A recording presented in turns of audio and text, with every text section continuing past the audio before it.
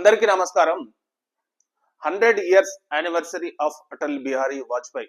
So prime minister Narendra Modi ఒక మాట చెప్పాడు, the transmission of architect of 21st century of India, అంటే architect of transmission of 21st century of India. So good governance అంటే December 25th రోజు good governance గా కూడా జరుపుకుంటాం. సో ఈ రోజు 100 years of Atal Bihari Vajpayee anniversary. So ఈ దేశ రాజకీయాలలో ఒక భీష్మ పితామహ అంటారు అటల్ బిహారీ వాజ్పేయిని.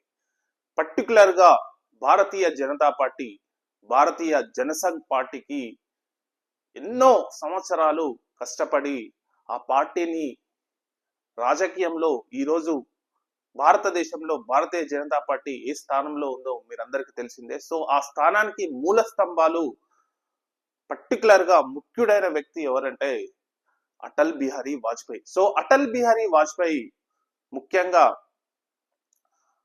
రాజకీయం కంటే అతను పోయట్రీ అంటే కవితలు బాగా రాసేవాడు, రైటర్. సో రాజకీయాల కంటే కవితలంటే అటల్ బిహారీ వాజ్పేయికి చాలా ఇష్టం అని చెప్తుంటారు. సో అందులో భాగంగానే ఈ కవిత అనేది వినిపించడం జరిగింది. సో అటల్ బిహారీ వాజ్పేయి 1924లో December 25 రోజు గ్వాలియర్, మధ్యప్రదేశ్ లోని గ్వాలియర్ లో జన్మించాడు. తదనంతరం ఆర్ఎస్ఎస్ లో ఒక వాలంటరీగా చేరిన తర్వాత అంచెలుగా ఎదుగుతూ 1951లో శ్యామ్ ప్రసాద్ ముఖర్జీ స్థాపించిన భారతీయ జనసంఘ్ పార్టీకి కో ఫౌండర్ కూడా అటల్ బిహారీ వాజ్పేయి. ఆ తర్వాత 1977 సంవత్సరంలో భారతీయ జనసంఘ్ పార్టీ జనతా పార్టీలో విలీనం తర్వాత మొరార్జీ దేశాయ్ ప్రధానమంత్రి ఉన్న సమయంలో అటల్ బిహారీ వాజ్పేయి విదేశీ వ్యవహారాల మంత్రిగా కూడా పనిచేశాడు. మీకు అందరికీ ఒక ముఖ్యమైన విషయం ఏంటంటే, ఎప్పుడైతే అటల్ బిహారీ వాజ్పేయి విదేశీ వ్యవహారాల మంత్రిగా పనిచేస్తున్నాడో ఆ టైంలో ఐక్యరాజ్య సమితిలో మొట్టమొదటిగా హిందీలో స్పీచ్ ఇచ్చిన, అంటే భారతదేశం తరపున హిందీలో మొట్టమొదటిగా స్పీచ్ ఇచ్చిన నేతగా అటల్ బిహారీ వాజ్పేయి ముఖ్యంగా పేర్కొనబడతారనమాట. సో ఆ తర్వాత 1980లో కొన్ని విభేదాల కారణంగా జనతా పార్టీ నుంచి పూర్తిగా భారతీయ జనసంఘ్ పూర్వ నేతలు బయటకు వచ్చి భారతీయ జనతా పార్టీగా స్థాపించబడ్డారు. 1980లో అంటే భారతీయ జనతా పార్టీకి మొట్టమొదటి ప్రెసిడెంట్, అధ్యక్షుడు వచ్చేసి అటల్ బిహారీ వాజ్పేయి అన్నమాట. సో ఎంతో పెద్ద చరిత్ర ఉన్న నేతగా అటల్ బిహారీ వాజ్పేయి తర్వాత తరాలకు గుర్తుండాలని మనం అందరం తెలుసుకుందాం. సో ముఖ్యంగా నాకు బాగా గుర్తున్నది ఏంటంటే, నేను అప్పుడప్పుడే పేపర్ చదవడం, రాజకీయాల గురించి తెలుసుకునే క్రమంలో నేను మొట్టమొదటిగా ప్రధానమంత్రిగా అటల్ బిహారీ వాజ్పేయి ఉండేది. అంటే 1996లో ఫస్ట్ ఆఫ్ ఆల్ 96లో ఒక 13 రోజులు ఉండి మళ్ళీ దిగిపోయాడు. తర్వాత 13 నెలలు ఉన్నాడు. తర్వాత 1999 నుంచి 2004 వరకు కంప్లీట్ టర్మ్ గా ఉన్నాడు ప్రైమ్ మినిస్టర్ గా. దాదాపు ఒక 6 సంవత్సరాలు ఈ భారతదేశానికి ప్రధానమంత్రిగా అటల్ బిహారీ వాజ్పేయి పనిచేశాడు అనమాట.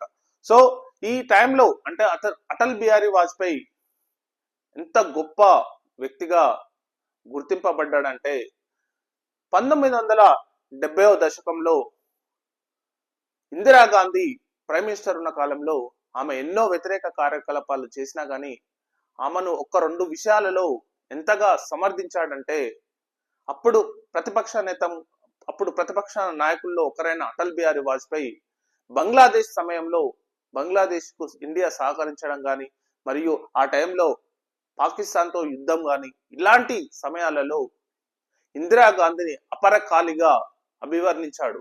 సో ఆమె తీసుకున్న నిర్ణయాలకు పూర్తిగా సమర్థించిన నేతగా అటల్ బిహారీ వాజ్పేయి ఎంతో ప్రశంసించాడు. ఎందుకంటే కొన్ని దేశం గురించి ప్రతిపక్ష నేతగా అయిన నేను అన్ని విషయాలను వ్యతిరేకించాల్సిన అవసరం లేదు, కొన్ని విషయాలలో కూడా నేను సమర్థిస్తానని చెప్పి ఇందిరాగాంధీని ఖాళీగా, ఇదే మాట ఇందిరాగాంధీ అభినవ ఖాళీ అని చెప్పి ఈ వ్యాఖ్యలు ఇందిరాగాంధీ గురించి చేశాడంటే అంటే అప్పట్లో జరిగిన యుద్ధాలలో ఇందిరాగాంధీ తీసుకున్న కొన్ని నిర్ణయాలు అనేది భారతదేశానికి ఎంతో ఉపయోగపడ్డాయని అటల్ బిహారీ వాజ్పేయి గుర్తించాడు. సో అప్పట్లో ఆ తర్వాత కూడా అటల్ బిహారీ వాజ్పేయి ప్రధానమంత్రిగా అయిన తర్వాత పోఖ్రాన్ అణు పరీక్షలు అనేది నిర్వహించడం జరిగింది. సో ఆ అణు పరీక్షలు నిర్వహించడం అనేది అప్పట్లో చాలా డేరింగ్ స్టెప్. ఎందుకంటే అమెరికా ఆంక్షల నేపథ్యంలో అమెరికా కానీ ఇంకా వేరే వేరే దేశాలు కానీ మన దేశంపై చాలా ఆంక్షలు వేస్తాయన్నా కూడా ఏం మాత్రం భయపడకుండా 1998లో పోఖ్రాన్ అణు పరీక్షలు నిర్వహించడం జరిగింది. సో ఆ అణు పరీక్షల తర్వాత భారతదేశం ఒక అణ్వస్త్ర దేశంగా మారడం. సో ఎవరైనా సరే పొరుగు దేశాలు, అప్పట్లో ఉన్న పొరుగు దేశాలు ఏ మాత్రం యుద్ధానికి వచ్చినా మనం అణ్వస్త్ర దేశంగా ఉన్నామనే భరోసా దేశానికి ఇవ్వడం జరిగింది. అటల్ బిహారీ వాజ్పేయి ఉన్న కాలంలోనే కార్గిల్ యుద్ధం కూడా జరిగింది. సో ఆ యుద్ధంలో కూడా భారతదేశం చాలా మటుకు గొప్పగా విజయం కూడా సాధించింది. సో ఎన్నో కార్యక్రమాలు అటల్ బిహారీ వాజ్పేయి ప్రధానమంత్రిగా ఉన్నప్పుడు చాలా కార్యక్రమాలు చేశాడు. మీకు అందరికీ తెలిసిందే, ఒకసారి 1996లో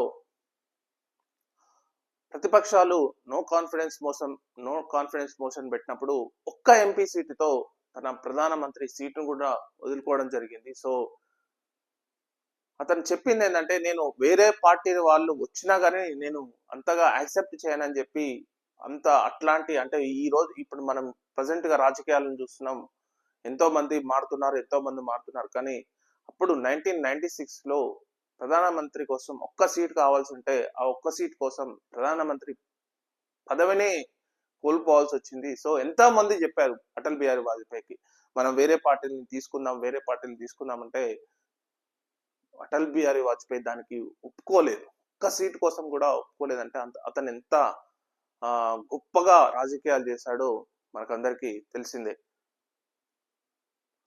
సో ఇలాంటి కార్యక్రమాలే కాక చాలా కార్యక్రమాలు, అంటే ఆ కాలంలో అటల్ బిహారీ వాజ్పేయి ప్రధానమంత్రి ఉన్న కాలంలో చాలా కార్యక్రమాలు, ఇండియాకు ఎంతో ఉపయోగపడే కార్యక్రమాలు కూడా చాలా చేశాడు. ఈ రోజు మనం రోడ్ అండ్ ఇన్ఫ్రాస్ట్రక్చర్ గురించి ఎప్పుడో అప్పట్లోనే పెద్ద ఆలోచనలు చేసేవారు.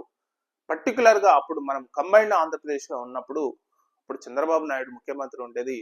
నేషనల్ డెమోక్రటిక్ అలయన్స్ లో one of the major part ఉండేది చంద్రబాబు నాయుడు.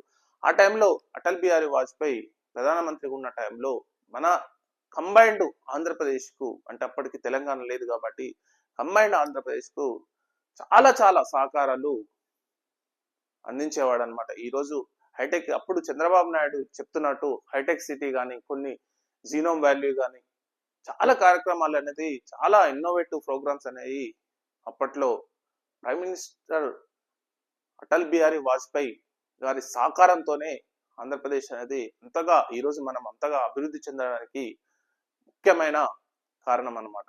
సో ఆ తర్వాత అటల్ బిహారీ వాజ్పేయికి 2018లో భారతరత్న పురస్కారం కూడా లభించింది.